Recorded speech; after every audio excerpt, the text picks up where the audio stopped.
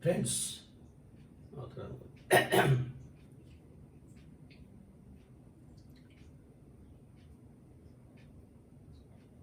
friends, welcome to Biology Made Easy. In the series of videos that we are discussing the different aspects of biotechnology.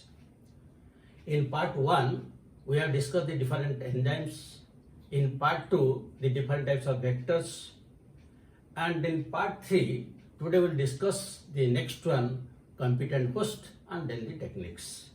So now the third part of this biotechnology process is competent host. Now what is this competent host? When we have to introduce our target DNA or target gene into a host which will receive it, it may be a prokaryotic cell like bacteria, it may be unicellular eukaryote like yeast, it may be plant cell, it may be animal cell. So this cell must be competent enough to receive the desired DNA. Now you know that DNA is a macromolecule and it is hydrophilic. So ordinarily it cannot penetrate into the cells through the plasma membrane. That is why if it will not enter, we have to make the host cell competent enough so that it can enter into the cell. That is known as competent host. So for this purpose, what we have to do?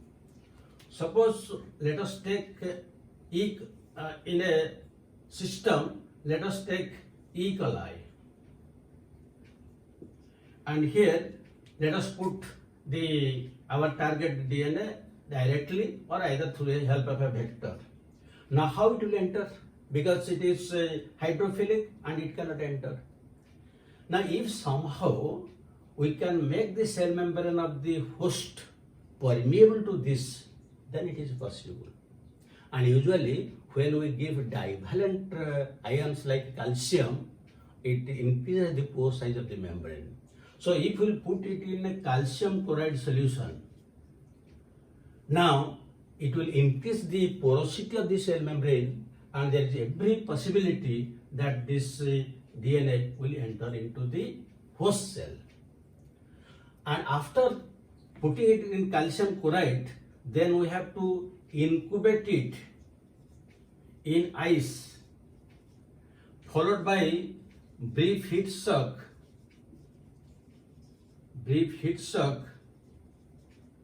at 42 degrees centigrade, then again incubating in ice. And after this, there is every possibility that this DNA will enter into the host. Now once this DNA or recombinant DNA enters into the host cell, maybe bacteria, yeast or plant cell, animal cell, we'll call this cell competent host to be transformed, and the process is known as transformation. This is very important from examination point of view. Transformation, that means when this foreign DNA, when the alien DNA will enter into the host, the process is known as transformation. But in case of animal cells, usually it is entered through retrovirus. So in that case, the transformation is also known as transfection. So it is same, only the term is different. So in this way, we can enter our desired DNA into the competent host. But there are also some alternative methods. Now the alternative methods are again of three types. It may be micro-injection, electroporation, or biolistics, which is also known as gene gun. One is micro-injection. Now this micro-injection is applicable only to animal cells. The target DNA, the desired DNA, is taken with the help of a micropipette and is introduced into the animal cell. That is known as micro-injection. The second is electroporation. Now most of us might have experienced slight electric shock, and at that time our body is shivered. Now, if such mild electric shock will be given to plant cells, the same thing will happen to its plasma membrane. The pore size will increase, and there is every possibility that the alien DNA will enter into cell. So this is again applicable only to plant cells, not to animal cells. The third one is biolistics, or it is also known as gene gone. In this method, what happens? The target DNA is wrapped around some metals, which may be gold or tungsten.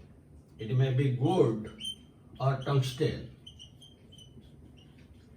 Now, this is wrapped by our desired or target DNA.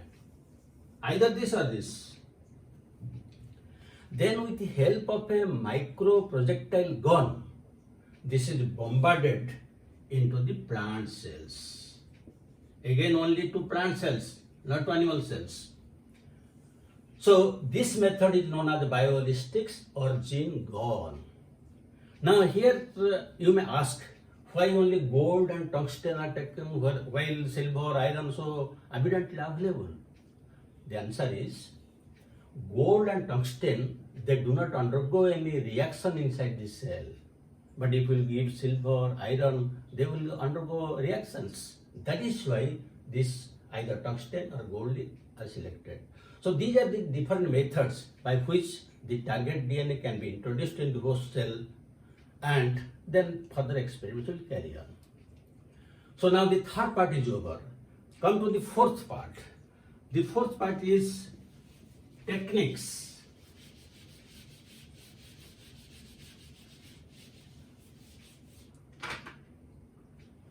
Fourth part, techniques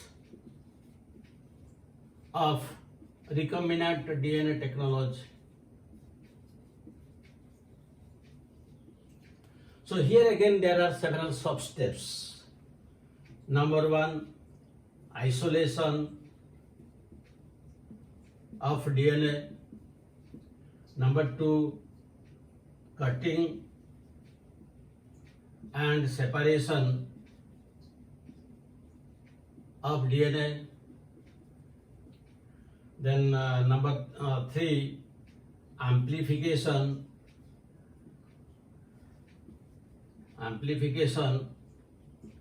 through PCR.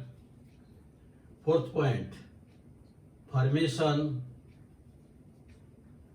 of recombinant DNA and its introduction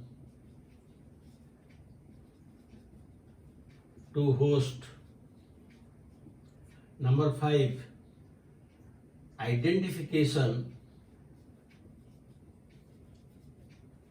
or screening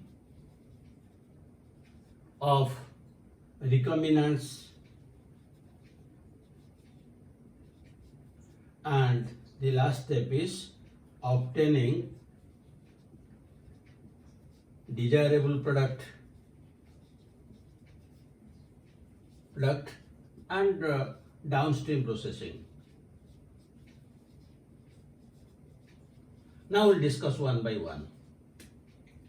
So first step is isolation of DNA. When we will take one DNA, we may take it from bacteria, from fungi, from plant cell, from animal cell. So how will take the DNA? Because it is surrounded by cell membrane. If it is plant, then surrounded by cell walls. That is why we have to treat it with different types of enzymes, which we have also briefly discussed in part 1 of the video. Now suppose the bacteria we are taking, then we have to treat with lysozyme so that the peptidoglycan cell will be dissolved. If we are taking fungi, then we have to treat with the chitinase enzyme. If we are taking plants, then we have to treat with the cellulase, pectinase, and further for the membrane, we can take protease and lipase. If we are taking animal cells, then we can use only protease and lipase so that the cell membrane will be dissolved. So after dissolving the membranes, all the membranes are dissolved, the cell membrane, the nucleus, everything is dissolved. Now we have reached the nucleus. And now in the nucleus there are chromosomes are there. But chromosomes are made up of DNA, RNA, proteins, which may be histone and non-histone proteins. But we want only DNA, not RNA and proteins. So next thing is we have to treat these chromosomes with the protease enzyme so that all the types of histones and non-histone proteins will be dissolved. Then we'll treat with the RNase enzyme so that the RNA is dissolved. Now there is only DNA. Now if to this DNA we'll give chilled ethanol, then the DNA will be precipitated at the bottom. And taking the DNA from the precipitated bottom is known as spooling. This is known as spooling. So this is the method of isolation of DNA. Now come to the second step. The second step is cutting and separation.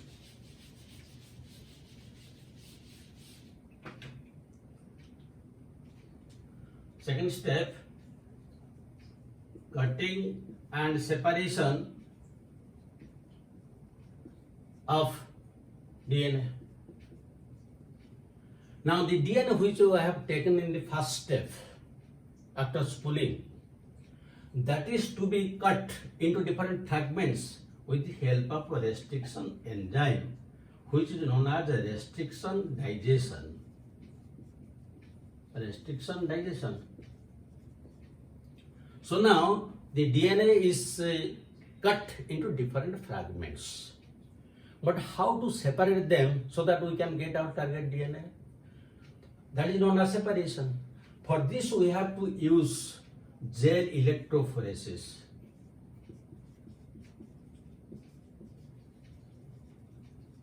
In gel electrophoresis what happens? Suppose this is one electrophoresis chamber. This is the cathode side and this is the anode side. And these are the different baths where we will put our cut DNA.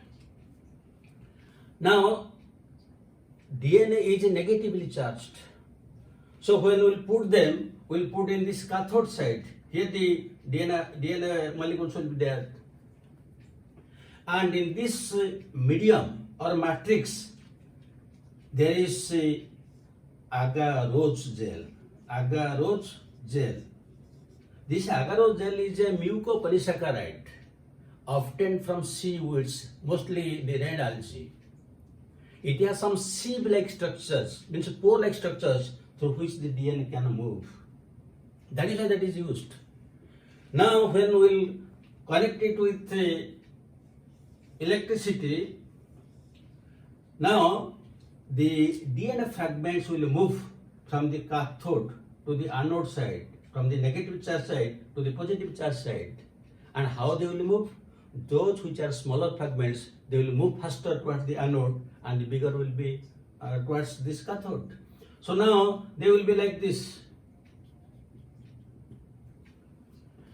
But these DNA fragments which are now separated, we cannot see them through our naked eye because they are colorless.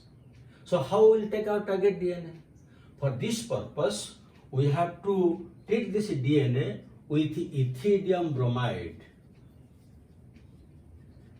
Ethidium bromide and followed by UV exposure. Now, orange color bands will appear.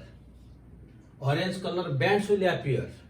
So the DNA fragments that will appear orange color. And now we can remove our target DNA, which is known as elution. All these are very important from examination point of view. So in this way, now we have got our target DNA. This target DNA is also known as passenger DNA because it will be carried through the vector, which is known as vehicle DNA. So up to this we'll discuss in this video. The rest part we'll discuss in the next video. But I will give you here questions.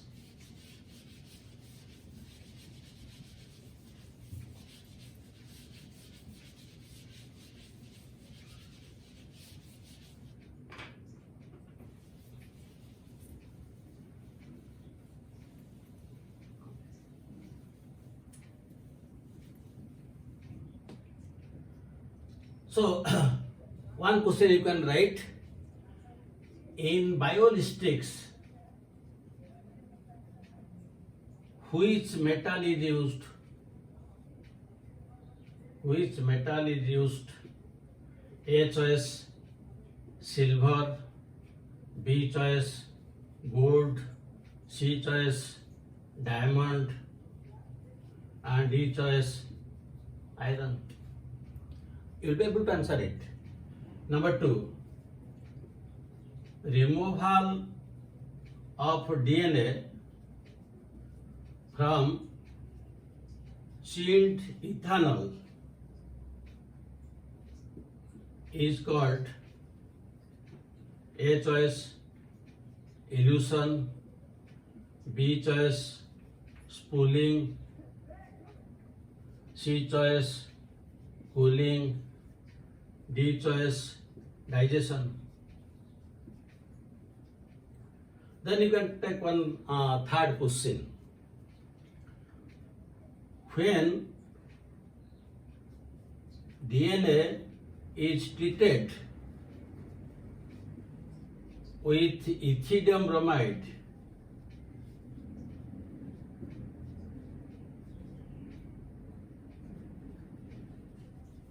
followed by UV exposure,